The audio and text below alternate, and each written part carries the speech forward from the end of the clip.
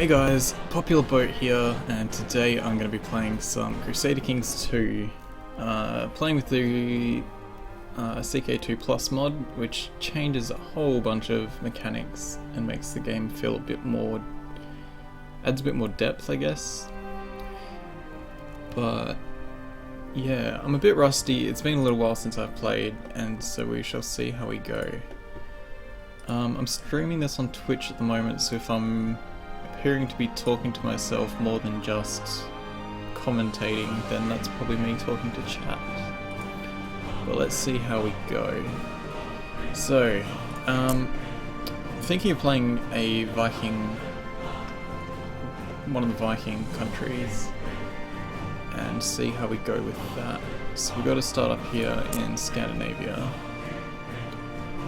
And while we look around, I want to point out one of my favourite features, which is clicking the different nations, playing bits of the theme song. And I always end up clicking around for ages before actually starting, because it's so goddamn satisfying.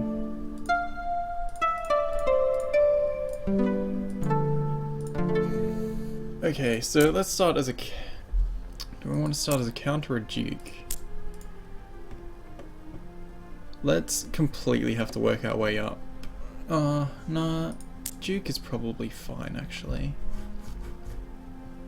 I always want to go the Afmundsor dynasty because of having watched the Viking series and being able to play as Ragnar Lothbrok.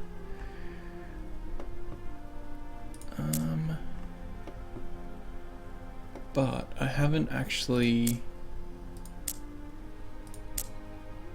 Playing up in Sweden is quite separate from the mainland conflicts, and it might be a bit more interesting to go Denmark, rather, well, what would become Denmark. So let's give them a go. And I'm not even going to attempt to pronounce half the regional names because I'm just going to butcher the shit out of them, so let's see how we go. Let's play as Jarl Haraldr Wartooth of here and see how we go.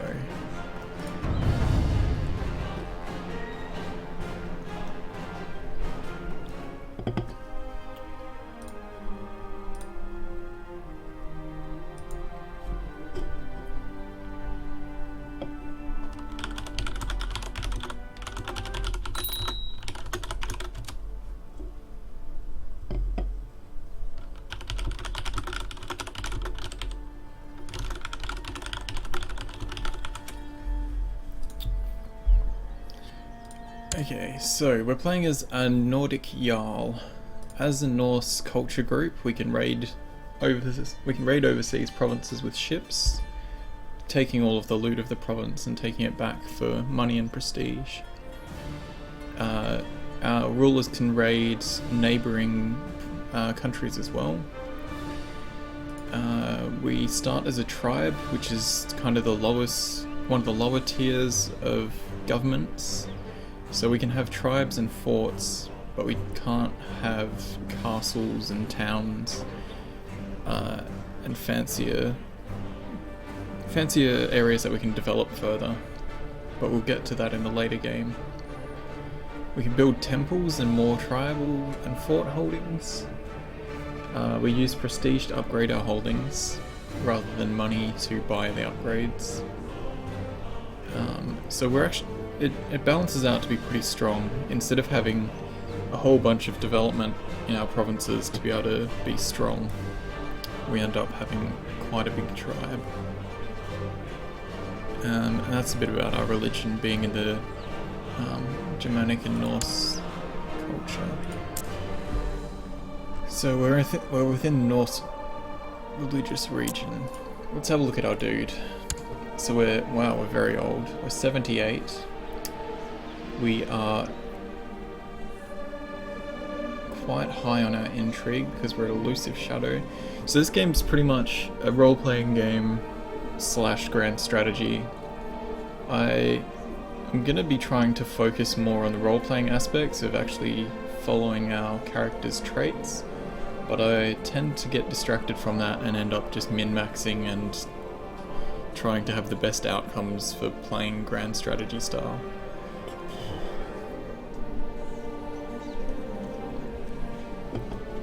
So let's see how we go. So we're 78, we've got 2 sons, one is 39 and the other is 36, and he is our heir.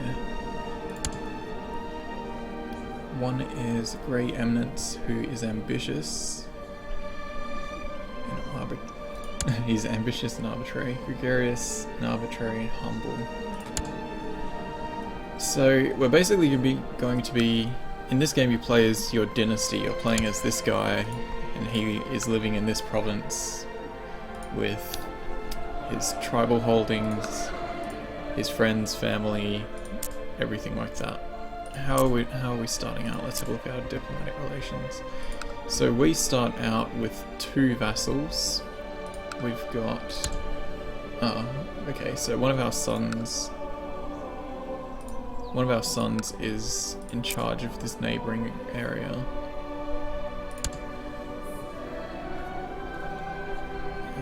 Where is he based? Okay. So one of our sons is our neighbour. Our other son is one of our vassals, so he comes under us in terms of the hierarchy of who is in charge of who. Okay, so what we need to do early on is set our ambitions for our character, so kind of what our goal is working towards. In CK2Plus, there's a lot more to it than the base game. So early on we can aim to become king, build a war chest to collect gold, get our prestige up really high. This one's really strong because it gives you a huge... Becoming exalted among men gives you a big opinion modifier with your vassals and other people around, so that's a good one to go for. Becoming a Grand Duke of holding 2 Duke titles. Early on we're going to be going to war. Our guy's pretty damn old though. Let's see if we can pull off winning a war before he dies. So our goal will be to win a war, and our character focus. Let's go something with martial. So martial affects how large our levy is and how strong our leader is as a general. Your martial score is... all of your character has 5 set traits, so diplomacy affects how much people like you, and it will affect how much opinion everyone has towards you, how much it can affect different options you have for events. Martial affects how large our army is and how quickly it can recover, I think. Stewardship affects how much money we have, how much income we're getting, and it affects how many provinces we can actually own. Intrigue affects all of the spy actions, so if we were trying to kill people, trying to plot against people, those kind of things. And it's also our defense against people trying to murder us. And our learning affects how much technology points we get towards things as we go. So right now we want to boost our martial score by picking one of these character focuses. I think hunting is going to be a better one to improve our health, so we might live a little bit longer. And let's have a look at how strong we are. So we've got about 1,500 troops, which isn't too awful. We basically have 0 technology. Our councillors looking... Oh, that's pretty decent actually. You want points that are about 10. So our council is made up of the characters from our realm, and there's 5 positions and they relate to the 5 different points your characters can have. So you want someone who's got high diplomacy as your chancellor, because a portion of their diplomatic skill will go towards your state diplomacy. All of it does. So your state diplomacy affects a wider range of things than what your character influences. So we've currently got one of our sons as our chancellor, but he's only got a diplomacy skill of 9 versus 16 of this guy, so I think we'll swap him out. Actually, it's not a good idea. So the last DLC added a lot of things to the council. If someone owns a lot of land within your realm, they'll consider themselves a powerful vassal, and they'll be less happy. Well, they basically expect to be on the council, as the tooltip says. So if we change him, he will be mad. But he might be better suited to a different role. Not really. At least our marshal is decent. Our steward is pretty decent. Spymaster is okay. And our seer, we've only got one option. So members of your council have different jobs you can send them off to do. We'll send our chancellor to improve diplomatic relations with our other son. We will train troops in our capital. We will might build legend, so it sends your steward to build your legend among the people, increasing your prestige and possibly raising some warriors. If you don't use the troops to go to war, they'll get angry, but we intend to go to war, so let's build our legend. We'll send our spy master to build a spy network, which gives us spy defense and gives us points we can use later to improve intrigue missions if we want to. And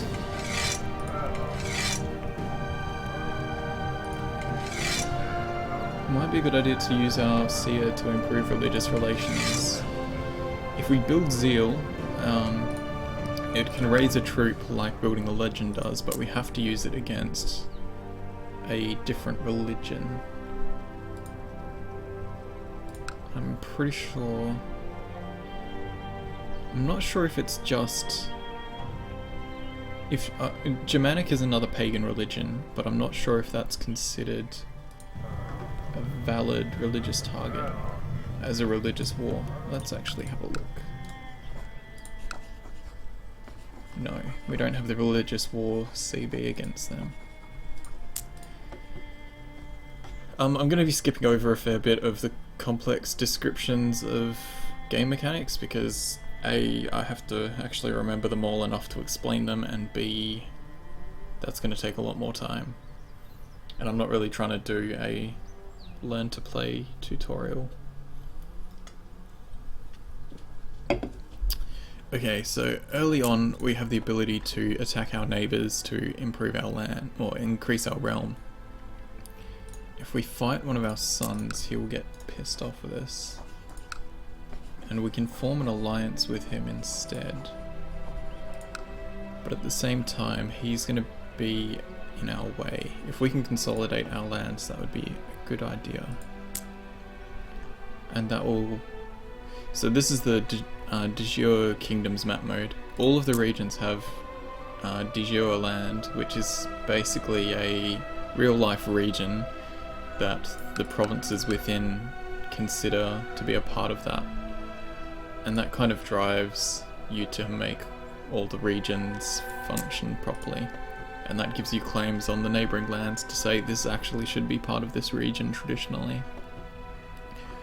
So we are within the de jure kingdom of Denmark, and we control a fair bit of the land, but if we consolidate our son's land into our realm as well, we can form the kingdom of Denmark, which will give us a fair bit more power in terms of our title and prestige. So let's go fight our son actually. Let's see how strong he is. He's got a smaller army than we do, which is a good start. We have 1600, he's got 900, or 1000. but we will be having to cross the river. Let's unpause, give the game a bit of time to run and sort itself out.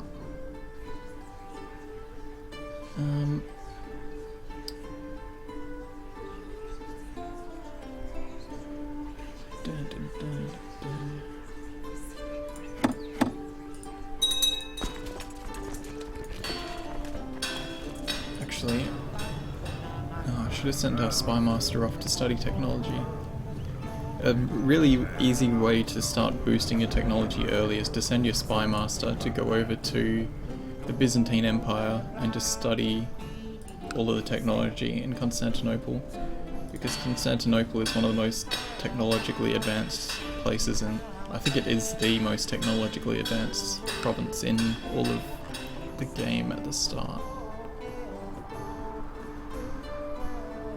Okay. So we'll start preparing for war.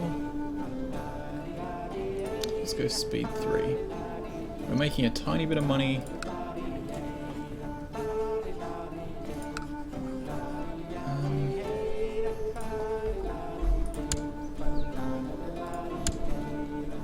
So our son doesn't have any claims on duchies.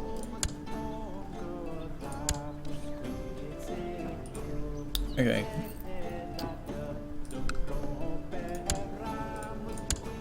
Let's go to war now. So, we have the subjugation Cassius Belli, which pagans are allowed to subjugate other pagan rulers which are part of their capital's de jure kingdom. So because he's also within the de jure kingdom of Denmark, we can go and fight him.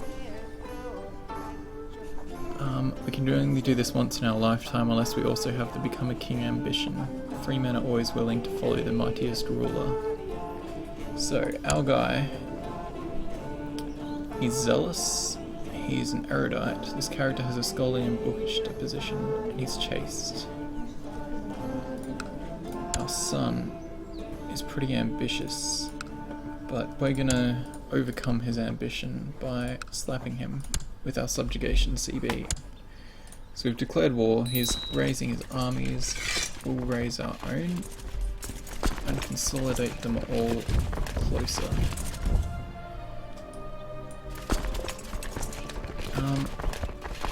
The issue is we have to cross this strait, which gives us a penalty. So if he had moved his troops into here and we crossed the ocean to go and fight him, we would have a big penalty to combat bonuses. And we would lose more troops, and he may have a chance of winning since our numbers aren't really that different. So we'll start sieging down this province because it doesn't have a whole lot of defenders, and then we'll go and poke him. Okay, commanders. Let's have... He'll be a fine leader. Let's have a second guy there, and we will cover one of the flanks. There's a chance our guy can die in battle, but we will see how we go. And we'll call our other son in.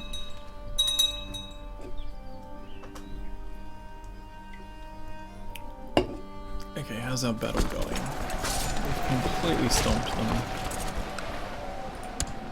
They're gonna run away. Let's capture them actually. Lately you have heard persistent rumours from peasants and travellers in the wilds that a strange mythical beast has been sighted in your realm. It's a white bear, powerful and elusive. The common folk claim it comes from another world, and that the hunter who claims it will be imbued with divine power. So because we have the hunting focus, we have this hunting related event that's triggered. Let's send the people out to find the white bear.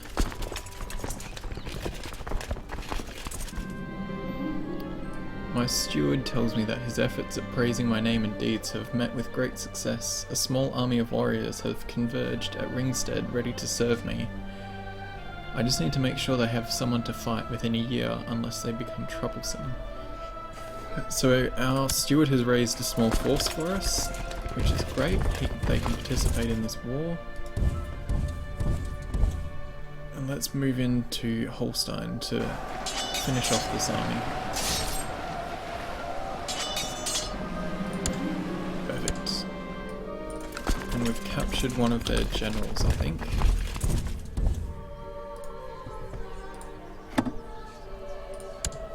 Yeah, so we have this guy in our prison. He was probably one of the generals of our son's army.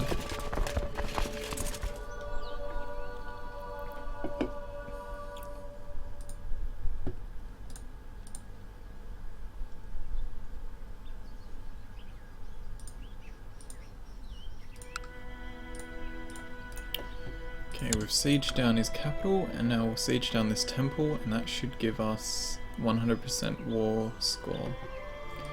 So in CK2 you can't offer peace for a war and take what you want unless you have 99% or 100% of the war score. Why?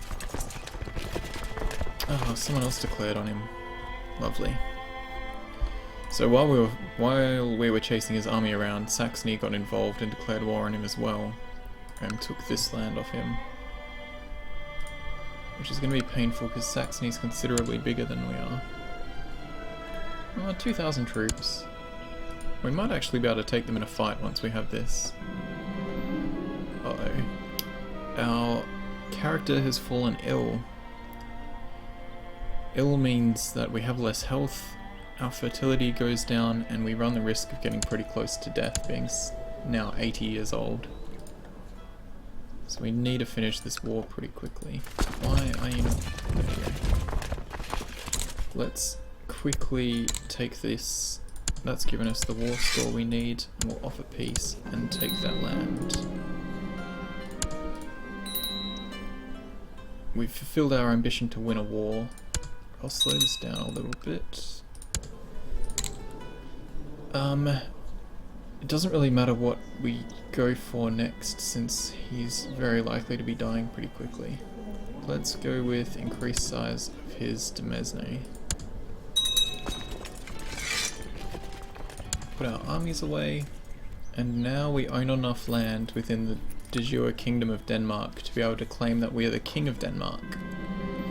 But it's very, very expensive. Good news, my lord. We have received credible reports of a recent sighting of the great white bear in the province of Skarn. Saddle my horse. Let's go find this bear. Hey, how are you going, DJ Cool Crusader?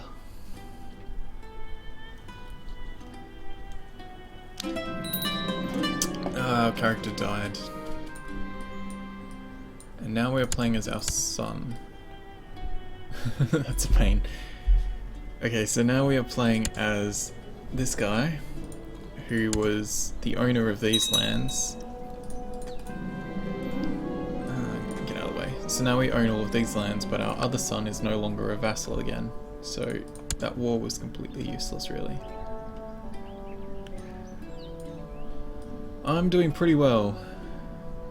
Except for my guy who just died, and now the war I had just fought is a waste of time. Was a waste of time. So we have a stewardship-based event, which is you can tell from the border colour. Peddlers selling all sorts of food, clothing, exotic spices and luxuries such as glass and jewels fill the town square with their wares and shouts. So we are gregarious, so we're socially competent. So we can either go into the markets and buy some stuff, which will reduce our stewardship actually, or we can comment that we think fairs should be banned. I don't... Oh, it's only going to be for 5 years, so for 5 years we'll reduce our stewardship. It's a bit painful, but I think we'll go with that and improve our general opinion. Okay, this guy wants to fall in love, but he has a combat focus. He's a pretty mediocre fighter, and he's humble, arbitrary, and gregarious.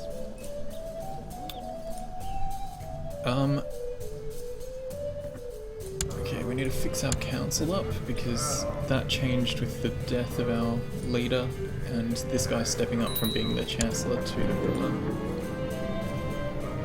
So we can chuck this guy who's pretty strong in. Our marshal is alright, he's a strong vassal so he'll expect to be here. Steward is good. Spy master. This is a really nice value of 21. And this guy actually likes us. You never want to put someone as your spy master who doesn't like you because they will end up going to fuck us up. I was gonna do half an hour chunks, so I'll need to be wrapping this up soon and then start a new one.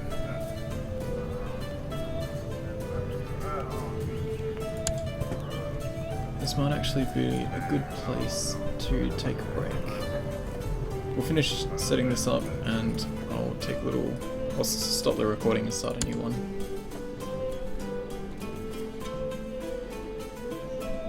Okay, so we are... Oh, we're actually an elective gavel kind. So the laws of our state are that we elect who the heir is going to be. So our best option is our brother because this character's children are too young.